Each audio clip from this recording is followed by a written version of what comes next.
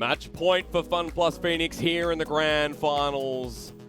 One step away from securing their first ever LPL championship. Hello and welcome back to the casting desk. My name's FPX, joined by Raz, Clement. We're straight to the casting desk this time because we're going full throttle into the next game. Yeah, and so just so people know the significance of this series and this next game, which seems like just based off the attitude of the players alone, it could be our last.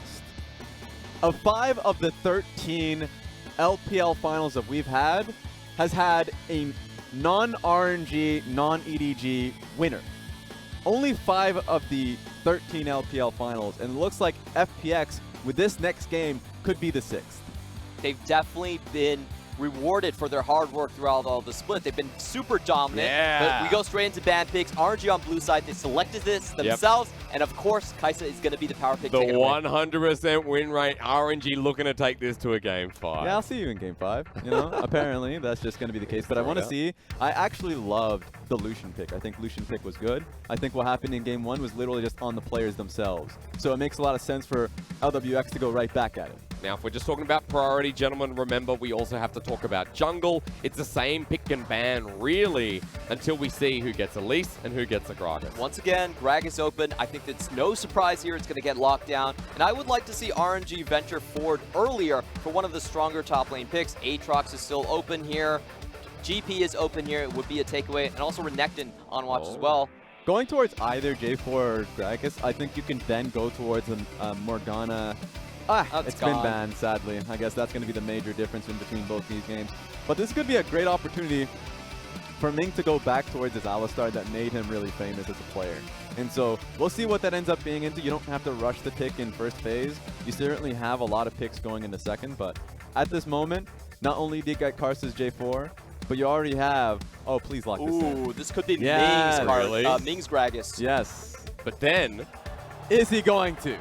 And then we're just going to scale it up. No, you don't have a jungler just yet. It's back to the Elise. I do like that you guys mentioned the Gragas going to the support. They're playing with my soul right now, Hysterics.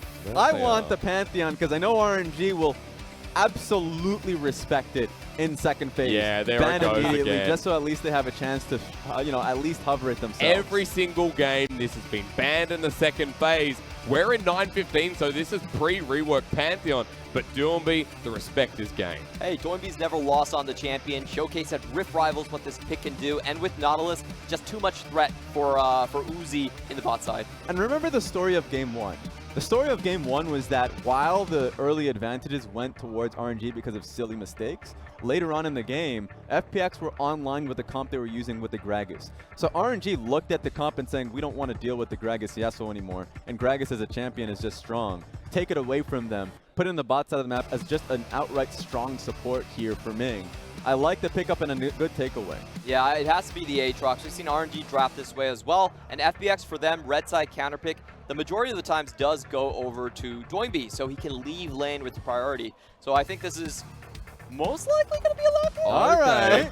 But it still is GimGoon getting one of the few top laners still playing the Mordekaiser. I'm looking at this, and I'm loving a Kiana pick now for FPX.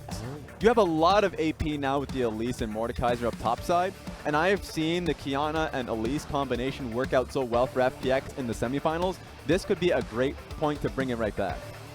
All right, you're going into the Nico, you're going into the Aatrox. Let's see what that final pickup is for FPX. All right. Oh.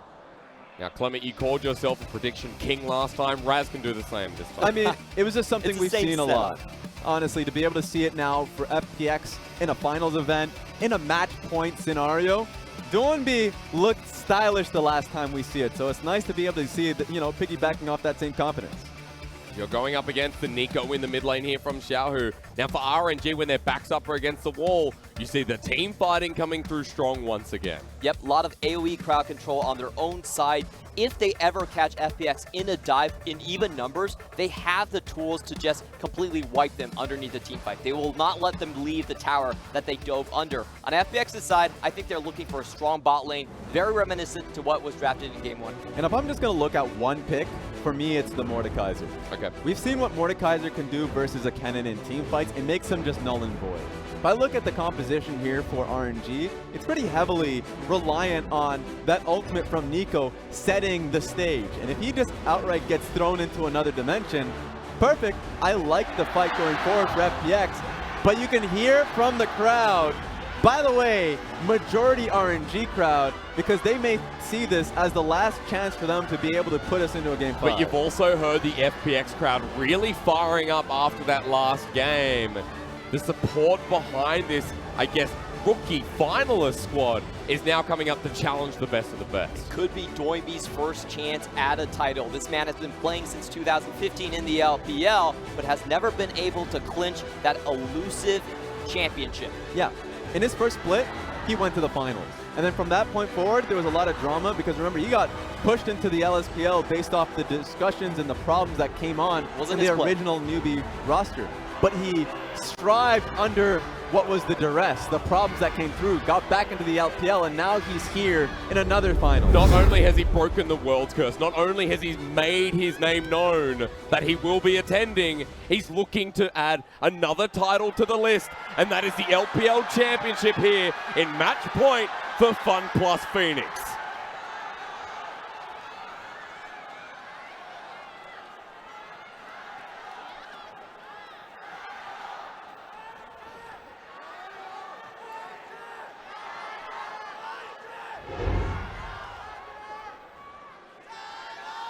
Scattered after the last game. The way it ended, gentlemen, something to behold, and I think something that has just brought us into a fresh start and a way to reset in Game 4. Take a look at the keystones here right from the get-go. It's actually Phase Rush coming in from Xiahu. Not seeing that. Remember, Glacial Augment is usual go-to. Tell me about Predator Kiana. Okay. Wow. Right? Just like that, huh? Yeah. So it's funny because you look at Challenger solo queue around the world and you see Predator on a lot of champions that just have the idea of roaming. Like I've seen like Fizz one tricks with just Predator because they do not care about the lane. Their entire goal is to get out of it. Kiana, funny enough, a lot of the times finds ways of being able to take control of the lane based off of, you know, brush element. So you can be in Viz. You don't get a lot of interaction, but take a look at this. This is a level 2 gank from Karsa. Chris might have to flash here. The flag drag's there, even with the heal. The Ignite's dropped down. He flashes late, and guess who matches it? Uzi with first blood to start off RNG. Whenever RNG is put in a series deficit, they always come back to this old trick their masters EDG taught them. The level 2 red buff gank. This is why almost always you see Karsa starting on the red buff. On the blue side, he just has so many different variations. He was just so close too. Chris was looking at that thinking he didn't have to flash because the flag drag didn't think he would be able to nail him. It nailed him. Thought he would still be fine off the back end, and when the Ignite came through, realized the dangers there. Ended up dying in a preventable game. And remember what happened last time Uzi picked up the kill in the lane in the 2v2. This time, though, it was even earlier at level 1. So he's gone back. He started to build up for the tier. And for Uzi, this is the great start you want to see when their back's against the wall. Yeah, and just take a look at this. Well, I must make a point of the fact that he used Flash for that, so he's going to be a little bit more aware when Chris comes right back into the lane. You know, going back to the point about Doinb, because we're going to be focusing on mid for a little while longer. Oh. In fact, I think Tain also wants to go back to Doinb. Bring a recovery effort here for FPX. Locked down with a Glacial Element. Xiahu has the flash, but Doinb so darn low. The Ignite not going to tick him over in time as now for Tain wants to take the fight himself, but Karsa's joined the fray. That was the support roaming from the bottom side. It wasn't the jungler in that situation. GimGoon should win this sustained fight anyway here, but just looking at that, it was a really smart idea because they knew Kiana had to gather a river element from somewhere. So they were already waiting, predicting that path to come in. It was only Tain's great cocoon that saved that from being a kill. And we expected this from game 1 from both of these teams. That it's going to be Ming, Chris, the supports that end up going towards the mid lane to have at least some help. Looking towards this though, GimGoon's getting the better of it. Now remember, it's Conqueror in each top laner, but Tain coming in, that just makes it unfair. All right. It's Cocoon time. GimGoon doesn't have much HP. He's baiting, but he does have the bar up for the shield. He can bait this in. Conqueror's going to give him the hill. It's the flash for flash. They react to each other. And it's solo kill time with Death Thrust just about available. GimGoon will take the solo kill.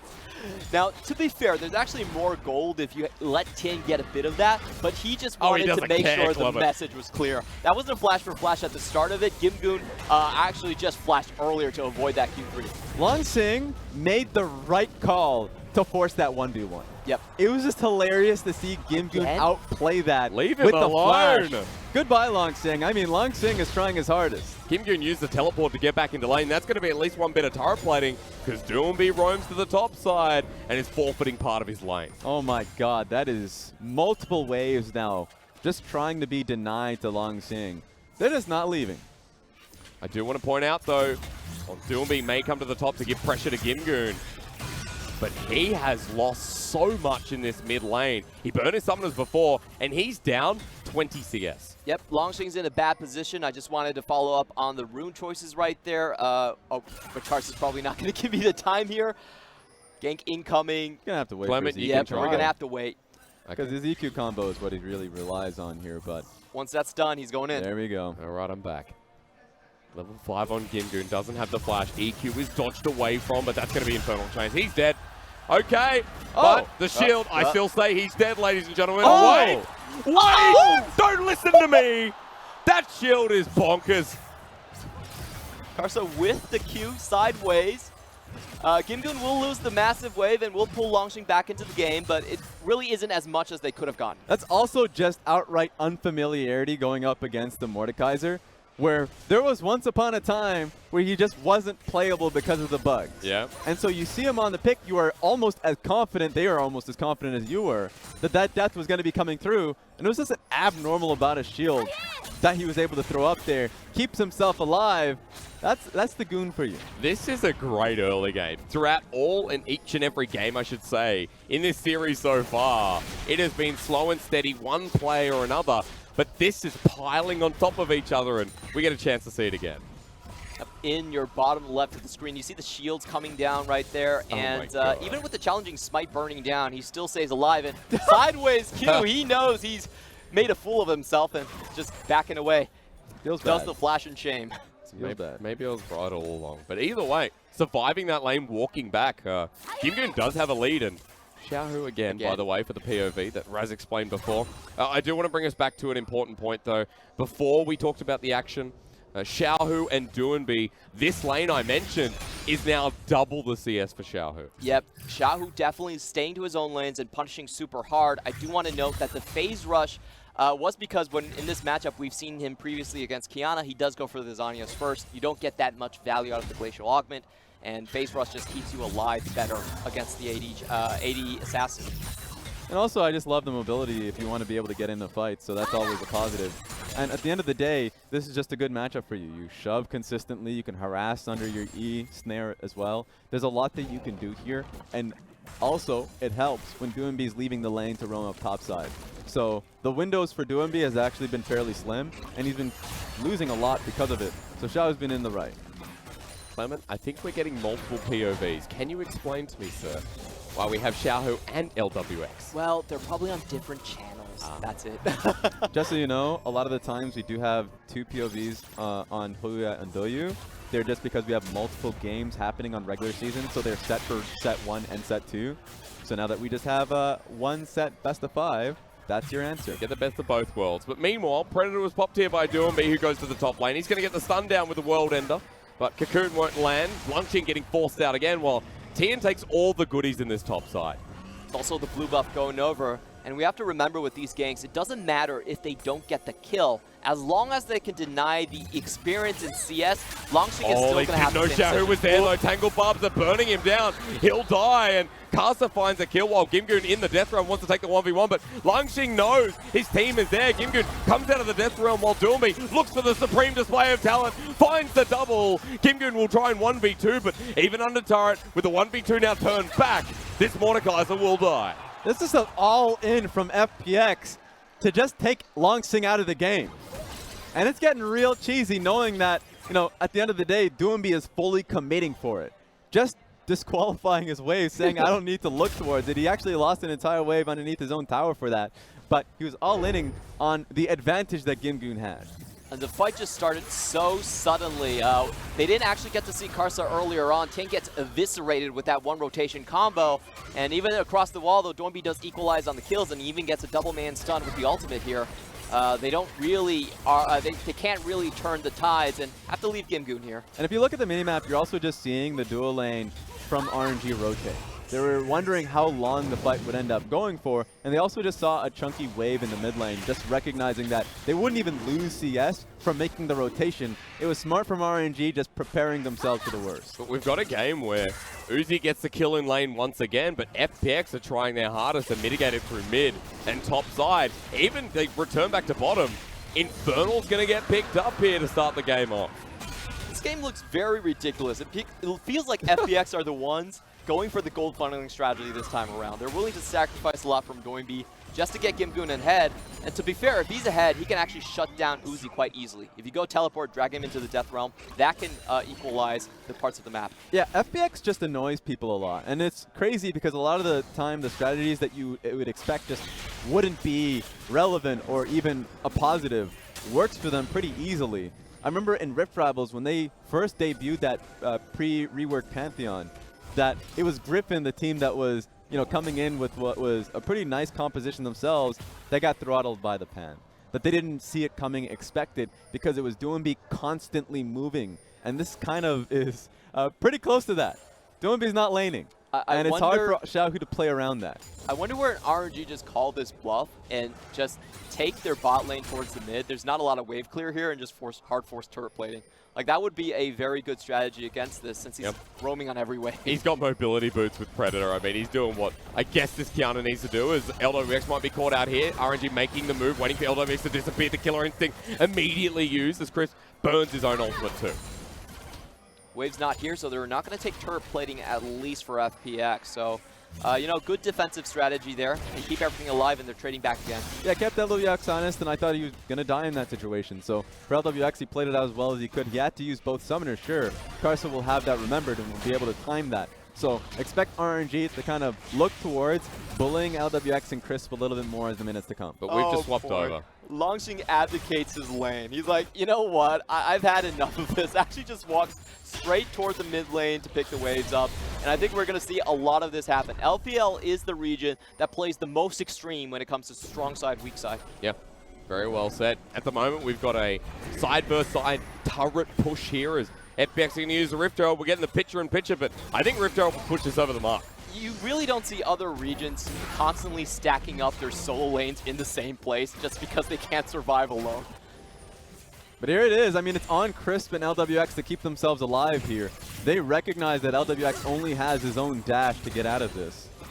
Uzi will finally trade the turret across as well. While LWX and Chris clear out the wave, RNG back away while the Rift Herald attacks that inner on the top side. Actually, hello, it's gone. FPX with a big gold lead after that turret goes down, and Rift Herald, look at him. Oh, no. Or her.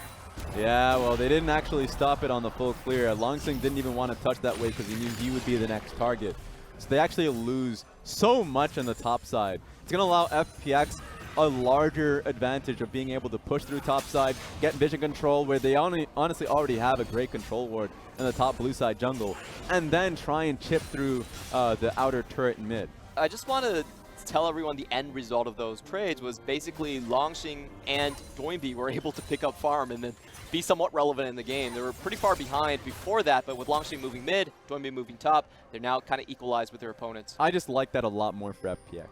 I think the advantage that FPX have just straight through their top side now, they're going to be essentially making Langx irrelevant, and it put them in a position where they can now go for mid lane turret pretty easily. All you need is Mordekaiser to push out two waves up top side and then cut through the enemy jungle alongside Elise. So FPX can continue to ramp up the pressure. It's difficult for RNG to get any vision control top. And whenever we see RNG solo lanes almost on the brink of irrelevance, what they do is they hard force team fights. They try to get them back through kills, through team play. They have a Cloud Drake coming up for that. However, if it doesn't work, they fall even further behind. That Cloud you mentioned, a minute remaining until it spawns up. RNG vision towards the bottom side. Now, for those just tuning in, well, one, you've missed out a lot. Two, welcome. RNG's vision is the best in the league right now, so you can expect RNG to prioritize the control wards towards that dragon and really track FPX's movement. Well, think of it this way. I think they're, in a lose-lose situation. Because clearing up topside is the right play because of what I've mentioned, but take a look at this. That's an instant flash in. I don't think the Gragas really wanted to be there. Ming now caught out. That's a great Nautilus ulti from Chris, but they'll jump. They'll turn the tides while Doinb is in the 1v1. He has no resources, so he's so damn weak. He turns with the Ignite. He's dodged away from the Blossom, but it was close. Xiahu will find it while the Chaos continues in the top side. Uzi is in the Death Realm with GimGoon. He flashes out, but GimGoon follows him. And now for LWX, he just wants to chase up. That was explosive, and I'm not even sure who won. A chaotic fight, but RNG takes more members down at the end of the day, just based off the pick on Tain, and of course the side pick on Doinb too. And that was a clutch play from Xiahu. It did look like it was a 3v2 overall coming in from RNG's side. And most importantly, Langx does pick up a kill here. So that's what we really should be looking at. Langx has been able to get into the game. Really good perfect timing usage from everyone to kind of delay the death realm from going down and giving GimGoon that 1v1 kill on these. I just want to see how Doinb got picked, off camera. Yeah. We didn't get to see it happen. A lot of the focus. Yes, I want to see it. Because at the end of the day, he was coming in on a flank much like Xiahu, but Xiahu got the jump on him. That would have meant the difference because I was setting that play up saying that FPX are in a good spot. That if RNG prioritizes vision up topside, it's FPX that can find the pick. Let's take a look at this, though. This initial trade was surprising to me because it looked like a pure FPX win. They even get a triple man stun on the death charge, but Uzi with the killer instinct able to go into the back, trade that one out in the bot side. Xiahu gets a superior trade, and Aatrox is here to mop up Chris, I believe. So yeah, overall it does come out to be just a 3v2 trade in favor of RNG. So we saw this one. This one we had the context to. There we go. Okay. We finally get to see. Yep, he just ran straight in towards the Nico because he was focused on the play itself. That's just a sad thing. We've seen this constantly for people who are on the side lane trying to rotate to the play. You just get that awkwardness when you just meet each other in the river itself. If that supreme display of talent hit a wall, you feel like that would have been a kill in the end as well. Those are the small margins we're playing with, but of course, the resources Xiahu received just by staying in lane felt to be the difference there as well. Zhonya's Hourglass now picked up. We should go across the board here because after that fight, after the kill, Langx finally has his first item as well. Doinb looks to be pretty far behind the curve at this point. He's the only solo laner, or only carry to not pick up a completed item. And I kind of worry for that. This is going into the teamfight phases for RNG, and with Qiyana kind of just not on the curve, she just becomes a CC bot. I think we'll just see her on the side lane a little bit more often. Because the benefit here for FPX is that Doinb being on the side is going to pull either Xiahu or Langx over, which just greatly weakens RNG's teamfight. As long as you can do that, perfect. You give time for Doinb to get towards his next few items. Finally, he's able to pick up his Duskblade. There you go. And then suddenly, you can start rotating to these fights a little bit more frequently and will have the damage based off the gold you were able to accrue. So starting to recoup the gold that he lost early on in the game with his rotations. He's walking towards the bottom side. Should be some control wards to give him a bit of gold in the back pocket and the bottom wave to pick up. But I was just looking at GimGoon there, who was waiting at a brush, waiting for Langx once again. Bullying the top laners here in this series seems to be on par with the story. An RNG tradition. Yeah. Or an anti-RNG tradition, I would say. That's fair. I mean, GimGoon got bullied last game. He came back. It's good to see our top lane is holding strong. Langx has found his way back into this game already. And we're now waiting for that next dragon, the Baron, to spawn. As you guys mentioning, I know you're breaking down the fights. Yeah, and I'm just going to look towards the RNG carries and say that both Xiahu and Uzi are doing well just based off the CS margins alone. Yep. Like 30 CS advantage that's now there for Xiahu. For Uzi, it's pretty significant as well. I just love the position they're in and they're being catered to and allowed to thrive. The only person that needs to watch his back is this man right here. Langx needs to be aware of the pressure GimGoon has. He'll be able to get the team fights first too. Looking for the engage in the mid lane. Now for FPX, look at where their vision is. Quite blind apart from that side brush. Very dangerous to be sticking near that Gragas. Might be a support, but Ming still has ulti available. Meanwhile, FPX play around GimGoon in that top lane. That's the second blue buff in a row Tain has stole. Remember, vision control is there, pretty strong for FPX, so we can see a mirrored play like the last one, except just a stronger team fight from FPX. Okay. Doinb is not going to get caught out twice like that in a row, so that's the state of the game here for RNG. And I think with Gragas, this has historically been one of their best champions in starting initiations. I really want to see them be the ones press the initiation forward. I feel like FPX, they have a lot of members that are pretty easy to pick off, honestly. The Elise or the Kiana, not great when taking that initial hard crowd control. So I do expect RNG to be the ones to play up with FPX's river control and just try to find a pick off of that. We've gone to a lull state, gentlemen. We're at that 19-minute mark. And when you're in a game like this for RNG, I mean, their fans would feel quietly confident. You have Uzi back on Karsa, Xiahu on a team fight mid laner. This is the RNG composition that I said in Champions League feels like an RNG comp, feels like it's their identity that we've talked about before the series itself. Yeah, it's just so hard for them to get to that point. And I think that's the beauty of FPX here. Teams like FPX and top esports, like the New Blood in the LPL, really challenge you early on, and so you start to take a focus, like a microscope, towards players like Xiahu, Langx individually to see if they can hold up within the laning phase. It was introduced by Invictus Gaming in 2018 when they brought in Jackulov, and the Shy was just a monster. Yeah. And teams started to really heavily focus on early game skirmish, heavily focus on, just having damn talented players. RNG is now going to be able to get to that state, but it's not going to be easy, as I had mentioned. Because if we look at both RNG and FPX, I think, oh, hang on, we're not at that point yet. It's going to be repel up from Tain, and another fight comes through. That reaches somehow. Chris locks on down. The Cataclysm saves the day. Is that, wow, supreme display of talent, just went a mile. That was really good walking from Uzi. He pops a heal, walks sideways just to make sure that Karsa is not going to take the depth charge and die. The fact that Karsa was able to survive that, though, is crazy. Yeah. And still be able to hold on to this mid lane turret, because that was a great pick by Chris. At least they get control now for this dragon, because they're going to be the ones stacking these. Okay, at least they're going to be taking the double cloud from RNG. Yep. Going to have that in tow for themselves. But what's next is the most important question. We got triple cloud on the market. Okay. We've had very good dragons this series, so having the cloud now, I would have said last game would have been better. Supreme display of speed would be what I call for the Kiana right now. She's coming in with Predator and that triple cloud.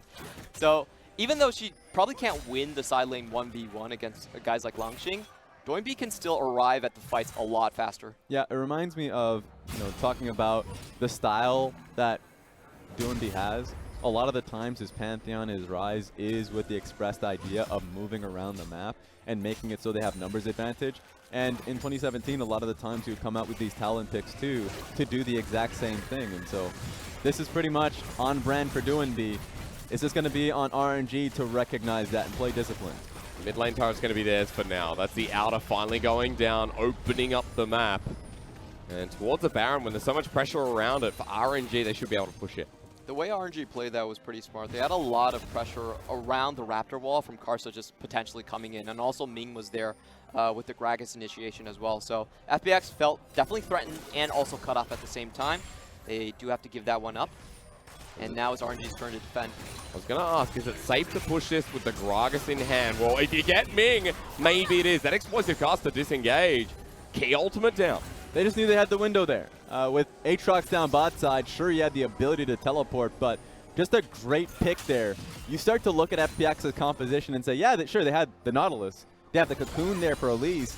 And when GimGoon joins in on fights, that pullback is pretty crucial. FPX can just start a fight when you least expect it. Everyone has CC except for the Lucian, so it's a dangerous comp to be sure, and a comp that now is heading towards 2 items across the board, that is now setting up those side lanes. As we see Doinb gets a shove top side, GimGoon moves back bot. Couple of key buys here. We see the QSS coming from Uzi. Can take him out of the Death Realm, which is a, I believe it's a submission. No, subjugation or something. Submission. No, I'm just trying to call it the crowd control by its official name. Watching too much WWE, Clement. They did come around. That they did. That's a great cocoon though, Tain. Whoa! Ming is dead. Teleport's going to come through. Karsa trying to buy time. This is evolved as LWX is going to burn his heal. Karsa's not tanky enough. That's a killer instinct from Uzi, but Chris burns the flash. The ultimate comes through from Kiana, and Aatrox is chasing this up. RNG may have found the fight, but Doinb goes into stealth mode, and it will just be the one for now. That was an absolute replay of the last time around when Doinb got caught. He was a part of the fight this time around. They had found the pick on the Ming. No other Virgil casualties. That was just outright better from FPX. That was really well played from Chris. Instant flash over the wall. He knows he wants that man dead, and they have the numbers advantage. No hesitation whatsoever. That was without GimGoon as well, remember. So playing from a man down, getting the pick from FPX is still a bit of gold. But with the summoners gone, there'll be ones to watch. That's why fighting for vision, there's an emphasis on fight. Yes. You know, Ming is here trying to at least get some wards down or have that vision control there. And it doesn't matter how close your team members are. If you get picked by one thing, be it the Cocoon or the Q from Nautilus, there is always going to be a follow-up. Great Cocoon coming through, the ability to just get out of there for free. It was a lot of work. They had to blow some summoners, but finally able to get out of there and find that pick on a Ming. Langx has become a bit of a monster as well. That's my takeaway from the play. Burns Flash, but with the World Ender and those two items, I now see an Aatrox that's a very real threat to FPX. That was only threatening because GimGoon was not there, didn't have teleport, True. was bot side making the rotation. If GimGoon's a part of the process, that's actually 10 times harder there for RNG. They have to be the one running, so GimGoon's recognized that. He doesn't have teleport just yet. That's why FPX don't want to go for any fights here. They're just going to let their control ward die. Walking out with Home Guard, that's going to be now the Baron set up here by RNG. I've got to say, FPX is actually relatively safe coming into the Baron pit late. With the Kiana ultimate, everyone in the pit's going to get stunned down. That thing has a massive radius when along the wall sides here. So they can play somewhat more passive when it comes to these vision contests. They can be pushing a little bit as long as they hold on to the Raptor line. RNG should not have an easy take.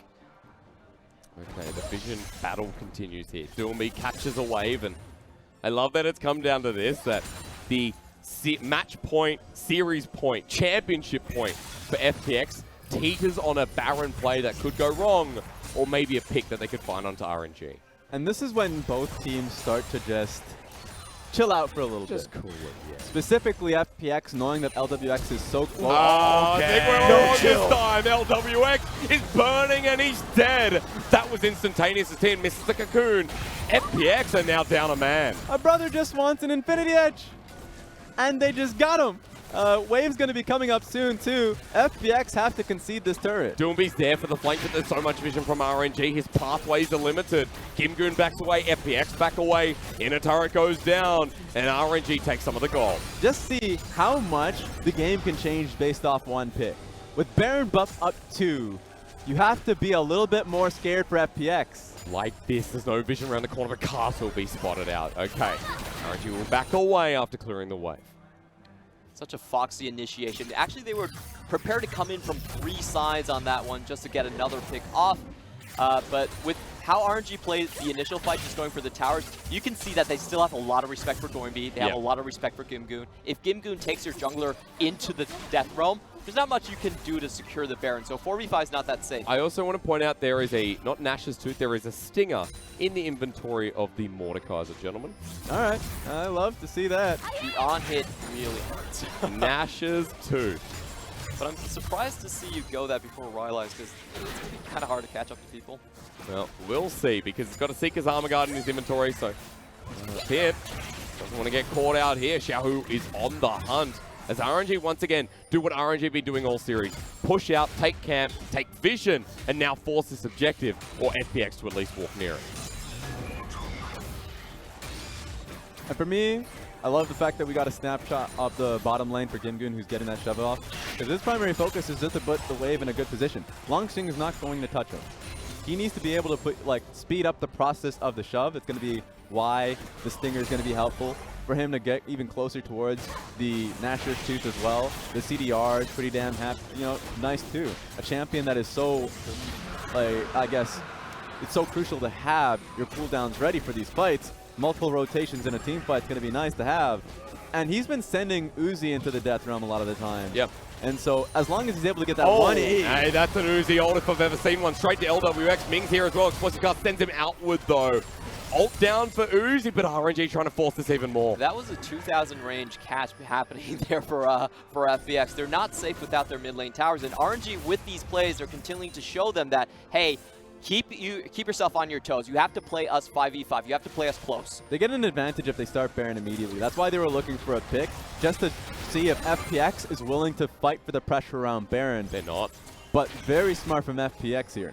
Yeah, I like FPX's response. They do pull their side lanes instantly, but at least they secure the pushing waves already. But Xiahu can't get caught out Oh, rotating no. here. That's a flash with the ice element, the ultimate Kiana. But the pop blossom to come down. FPX might be in a bit of trouble, but Xiahu dying at least. Now they have to find their way out, but RNG don't want to find the follow-up. Xiahu got caught out. That was such a crucial fight there.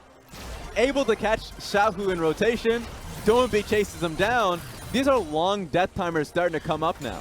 Yeah, that was a bit unfortunate. Xiahu thought just because Karsa was able to pass through the ramp that there was no one there. But FPX definitely had different ideas on that one. And we get to see the movement speed, the momentum on the Kiana when she has those mobility boots, the yo moves, and the double cloud at work. Doinb can beat to a play just like that. Teamfight 80 Assassin Kiana at work here. You can see Xiahu. He thought Karsa went through. I should be safe here. Not to be. Gets caught out by both stuns. I mean, they even had the controller prime. They just didn't expect FPX to be moving to the left side of the map just like that. So, unfortunately, that was the case. They caught him out. He doesn't have sums anymore. Pretty big, knowing that they're jockeying position for Baron buff. All right, Mr. Clement Chu, there's another Infernal coming up. That Baron is even hotter of a topic. FPX are split between rivers, waiting to find someone else. I think it's going to come down to mid lane priority here. FPX, the best way you can fork someone is just to make sure they need to stay close to mid, and this is exactly what they're doing. They're going to clear this part out, and it's going to come down to RNG, who have to somewhat face check this.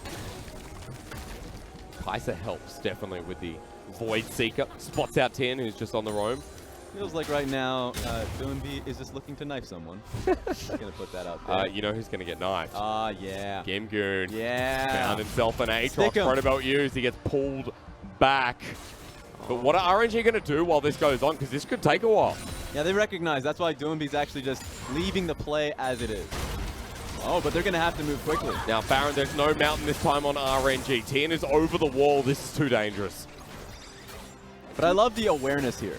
The fact that Doinb recognized that RNG were starting to move to the left side of the map, they didn't have the wards necessary to even catch them on Baron, so it was like, I'm dropping this play. I don't want to risk Baron buff just for a kill on the Langx. They did have a double TP potential there, but it was a kill that they had to get relatively quickly in that situation. So they back off for now. And I like the respect from RNG as well. They're very aware of what Mordekaiser and a Kiana can do in the Drake Pit for you. Just the amount of AoE damage from the Mordekaiser is disgusting when you're caught with him. Yeah, we'll have to see, but in this position, I mean, if GimGoon comes out with the kill on that one, of course, he TPs, easily can defend it. I think that's the risk that we're talking about. Yep. Doinb just has to have that long run. And so, doesn't want to be too long in that map, so that's why they have him, or at least GimGoon, dealing with Langx. But here we go! Started again. Tain's going to be over the wall, but they need vision in the pit itself. RNG threatened, but getting spotted out. It looks like they're back away again. You just have to respect RNG's Baron take with the Karsa that they have here. So, smart on FPX to always be in position, and then challenge with this. That's Crisp again, finding the ultimate in the backline. Xiahu goes gold, but gets pulled in. This is LWX territory, though. Look at the 3-item Lucian running around. GimGoon into Death Realm. Is this the fight for FPX to hold true? RNG are backing away. They got slaughtered, and Langx just has to watch as he burns. Look how quickly Karsa and Ming got obliterated. At least Uzi was able to QSS out of that one and get on out, but that's just really daunting to look at. And FPX will hit this Baron uncontested, one step away from securing their LPL championship. It's going to be so damn close right now. They're already 4K ahead with the pushing lane in GimGoon. Doinb can start to be the 1-3-1 as well. So FPX, they have multiple ways to just close out this game, plus a nice Infernal Drake to buff themselves. I want to see how it all starts off on that one, because Crisp was the one who was able to get in the initial queue, and GimGoon got in on the play really quickly too. Take a look at this. Infernal Dragon's honestly not even going to be contested. RNG are coming onto the map way too late.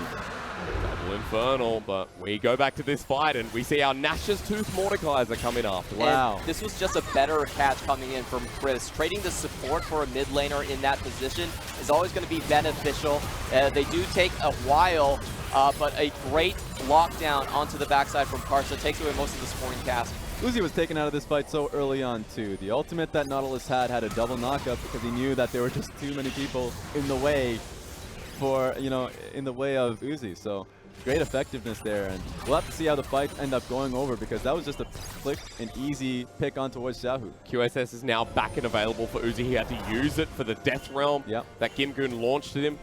I know I mentioned it before, but now 4 items on the Mordekaiser, who's just running it down mid with the rest of FPX.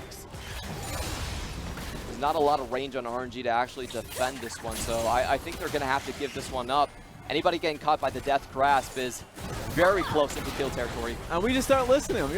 You're right. Death Grasp is one thing. The Nautilus Q, which Xiahu ate the last time, is another. I mean, we've talked about how many points of CC FPX have, and for a good portion of the game, the vision control is theirs. It's just hard for RNG to play around their side lanes when they always have to take the long way around to join their team.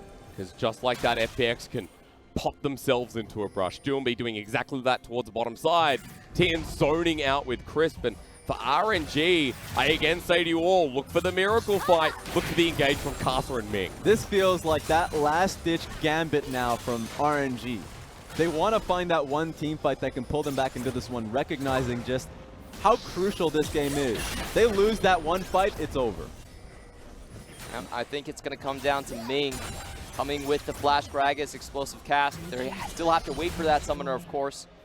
But that is typically how we've seen RNG compositions dig themselves out of these holes. The Gragas is so important for them. Good cocoon onto the Gragas himself. Remember as well, Uzi is very fed. So if he survives the fight, then it's bad news for FPX. Simon was talking about the Kiana on a side lane. RNG needs to deal with that. It's just real tough. The closer you get towards the base, just look at the terrain that's available for Doinb now. It's just easy to start a fight if they want to dive on mid lane. You do miss out on the river, but a lot more stuns when you come in, especially on the side lane inhibitor takes. Cullen going to come out here as well, forcing the mid lane even back. FPX, 3 members still here. The Death Grasp searching for people, but look at the top wave. Slowly pushing against RNG.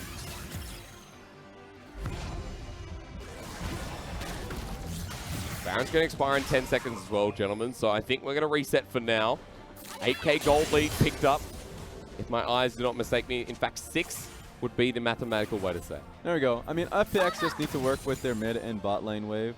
And the fact that the top lane wave is closer to RNG's side of the base, they're not even concerned about that until FPX sends a member up top side. So thankfully, RNG is going to be able to give the wave over to Langx. But yeah, I mean, it's just about prolonging the game. As long as they can get Infinity Edge on Uzi, then they can play around that teamfight playstyle. But they're just getting picked off constantly. And I think that's really frustrating for them, especially in this part of the set where mentality is such a big part, and this game is slowly getting out of your grasp. I felt like RNG never found an initiation that they wanted. They had the comp for it, they were in position, but it was always FPX actually starting the fight. It was Crisp finding Ming 2 times, finding Xiahu again in open terrain, where RNG actually had to move across to kind of cover the distance and get that fight going. So I think FPX is just always getting the drop on these things, and a lot of it because of GimGoon's pressure on that side lane. Yeah, and a lot of people will look at Ming's performance this game, easily say that this is his worst Gragas performance, but honestly, the confidence that he had in a lot of the situations where he was clearing out vision, he had a Kaisa to his right, a J4 to his left, just didn't expect how quickly he would get bursted. Yeah.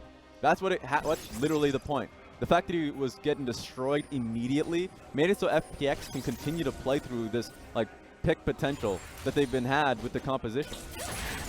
Crisp on that Nautilus is a nuisance to deal with. I love that we're talking about FPX's picks because they've been constantly coming through here in this 4th game. RNG trying to find their own heroes. Onto Crisp launches Karsa, but they're playing super safe. I don't know about that one. Yeah, at least they see Doinb now. Yeah, but this is what you all came here to see from RNG game. Uzi on full items. Yeah, there RNG it is. overall behind in the matchup. and somehow a miracle team fight appears. This is what RNG stories are written of, but can they pull it off and extend the series is the question. Yeah, what I'll tell the RNG fans is don't look at the final chapter. All right, well, it could come down to this. Doinb there with a two-man ultimate. Slows down Ming. The flash from Karsa, too late. It's too late. It goes down, and now with Elder, Chris looks to engage and Uzi. Oh my. His tippy toe just got out of the way. But the damage has been done. FPX got Elder Dragon with the 4 Dragon pickups that they had. And just take a look at the map, because the timing is so in favor of FPX. Baron buff is now online. Launching down the mid lane, RNG baiting here, but can they find the all-in engage? All right. RNG are thinking about potential Baron sneak into base defense, but FPX are calling them out on that. Really good map movement to deny that possibility. Yeah, you just move GimGoon forward as, you know, the main base check. He can make it a 1v1 anytime. Yeah, 100%. So I just love this from FPX. It's calm, it's focused, especially in what is a game set match environment. FPX are primed to look for this series win. And of course, I'll say, yeah, easily first LPL championship for FPX as an organization, but more importantly, first championship for Doinb, a player who's been around for so long. GimGoon, same as well, has been in the LPL for such a long time. To be able to see the new wave of players in the LPL being able to win that big chip is inspirational. They've shown themselves large as FPX begin the Baron. This is going to be gone before RNG get there. Oh. Another win condition locked down. FPX are taking it all. They have effectively triple Infernal Drakes on this one, and good items. Like, they've already made up the item difference in most of their lanes, especially the bot lane, which was slightly behind. So they're in a perfect position to just push and end this on the Elder Trick. They still have 50 seconds on this one, so they actually have a very strong window here with double major objectives. Yeah, I mean, it's just bridged them so well too, because if we're just looking at a team fight playstyle right now, FPX, to your point, they have that substantial lead, nearing 10k gold. So they don't even need the Elder Dragon. Once it wears off, just focus towards the Baron buff, working out so well for you. It's RNG that needs to respect this huge wave now piling up on this top lane turret.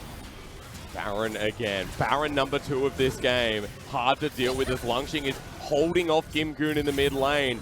Half health on both of these inhibitor turrets. And we already see Karsa being half health. He has to go back. No defense there. They're giving up the top inhibitor for sure. I mean, they're going to lose both inhibitor turrets just like that. Just like that. You just slam Karsa, send him back to base, and have the numbers advantage. There was not much of a fight there to get LWX off your inhibitor. I know this is one step away. FPX take us to near 10k gold lead. Now that middle turret may stay up for now, but GimGoon's not going to stop pushing. And FPX, they've got a bottom wave to hit as well. Let the cannon minion do its work. Just like that, it's gone now. And now the focus is being able to take this inhibitor so easy. RNG have to commit to a fight if they are going to be pushing FPX off of it. It's one engage for a championship. It's one engage to get his first ever title. This is the fight. Karsa jumps in to his death, it looks like, as Xiahu gets pulled into the death realm. Look at the backline. Langx burned down by the elite. That's 1. That's 2. Xiahu comes through. Wow. Sandwiches smacks them down. But FPX are still so healthy.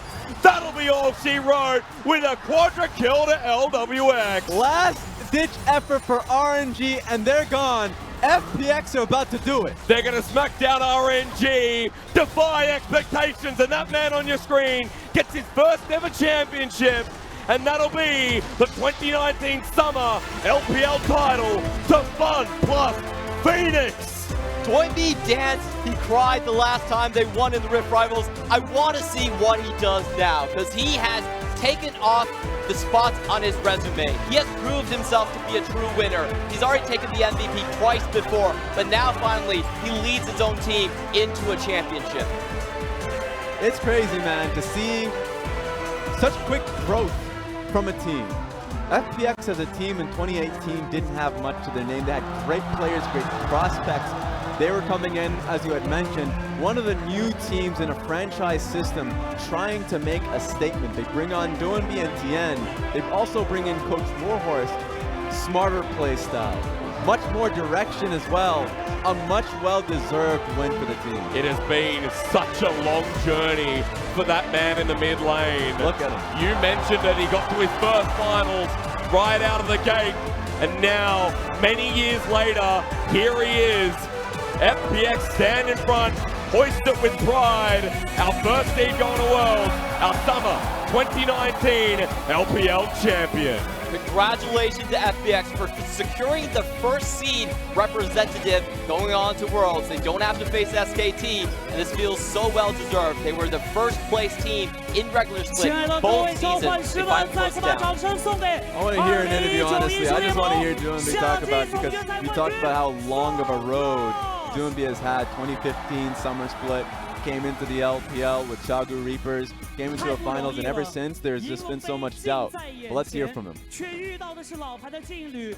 This has been a very difficult travel.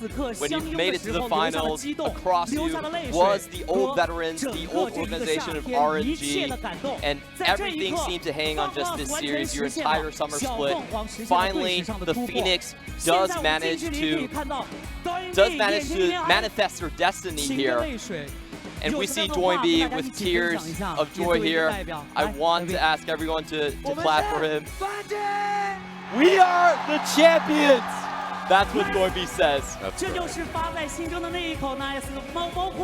This is the Naisu that has been at the tip of your tongue for so long. You finally have this chance to shed tears of joy on this tournament. What do you have to say for yourself, Tain? Last time it felt incredibly difficult, and this time I just feel so incredibly happy. We are the winners. Against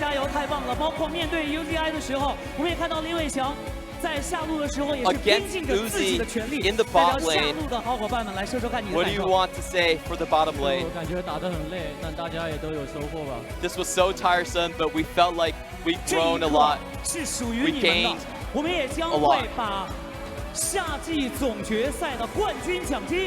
We will now give you the championship check. Coming in from TJ's CEO. Welcome Leo to the stage. And that is a big check. Yeah. Man, just think about it.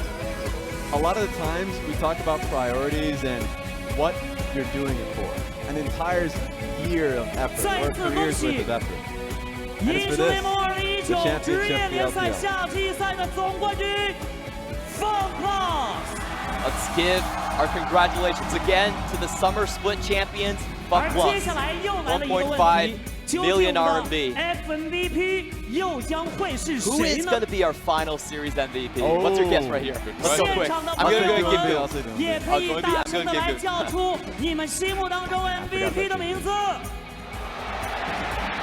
It does sound like Doinb's a bit louder.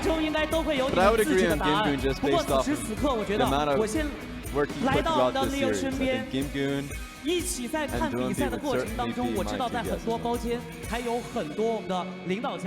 A lot of them are truly deserving. I felt like Tain had a much better series compared to Karsa as well. Going back to the interview, we have a lot of people in the venue, you know, including stars, celebrities. What's your thought on today's series? Today's game is just unforgettable. It's incredibly exciting. Regardless of RNG or FPX, you guys performed so well.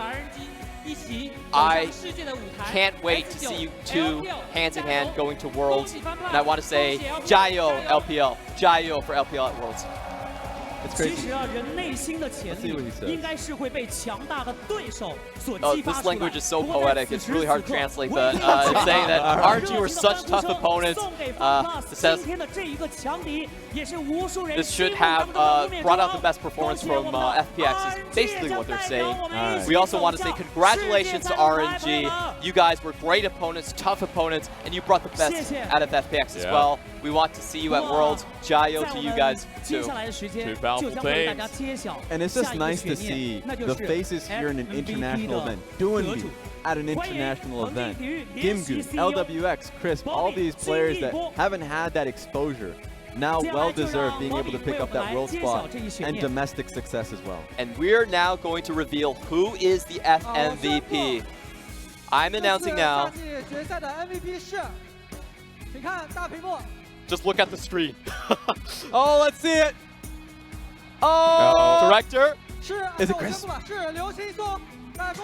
It's going to be Chris. Very good engages in his last game.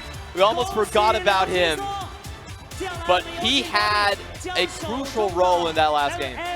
You know, Chris definitely deserves recognition as an MVP status player. For so long, you would think of him as the third best support in the region. This time around, it was just him going toe-to-toe with Ming.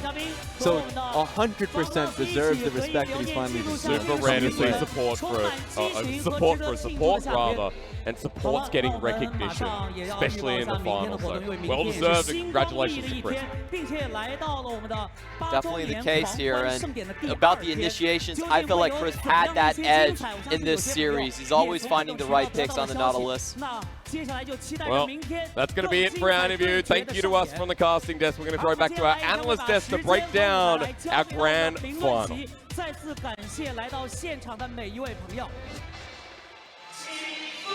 Congratulations, FunPlus Phoenix. They are the #1 seed, the #1 team in China for summer and going to World. What a series. Even that last game, we didn't even know who was going to win. The two last games. The two last games, it was so hotly contested.